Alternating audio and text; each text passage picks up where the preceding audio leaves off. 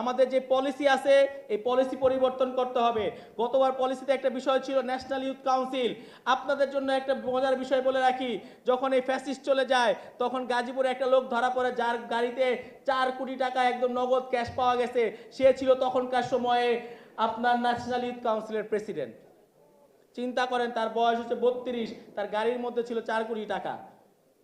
পুরো ব্যবস্থা আপনি বাইরের কান্ট্রিগুলোতে খেয়াল করে দেখবেন, এই ন্যাশনাল ইউথ কাউন্সিল থেকে তারা আগামী দিনের এমপি নির্বাচন হয়, তারা স্থানীয় নির্বাচনে নেতৃত্ব তৈরি করে। আর বাংলাদেশে তৈরি করছে এক লুটেরা।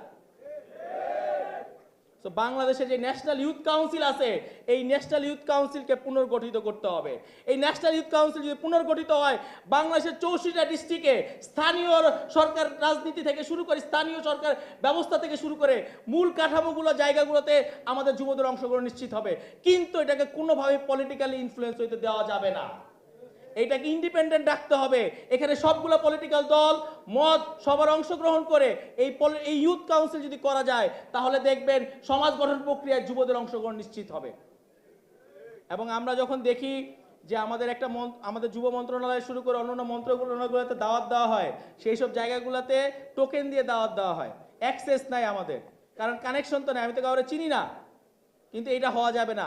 আমরা বলতে চাই যে বাংলাদেশে যদি কোনো রাজনৈতিক দল সরকার সবার অংশগ্রহণে যুবদেরকে ছাড়া যদি আপনারা চিন্তা করেন, তাদের যদি ফ্রি অ্যাক্সেস না থাকে, তাহলে আপনি বুদ্ধিমত্তার থেকে পিছিয়ে যাবেন। কারণ তারা যে উদ্ভাবনের চিন্তা করে এই চিন্তা কিন্তু সবার মাথায় আসবে না।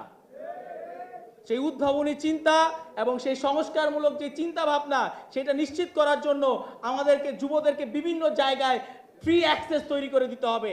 যে ফ্রি অ্যাক্সেসগুলো নিয়ে তারা সরাসরি কথা বলতে পারবে, তারা দাবিগুলো দিতে পারবে এবং চিন্তা ভাবনাগুলো শেয়ার করতে পারবে, যার মাধ্যমে বাংলাদেশের যুবদের তরুণদের একটা নতুন দেশ এবং স্বপ্নের একটা দেশ এবং যে চিন্তা ভাবনাগুলো তারা কাজ করতে তারাই নেতৃত্ব দিয়ে দেশকে সামনের দিকে এগিয়ে নিবে ইনশাআল্লাহ।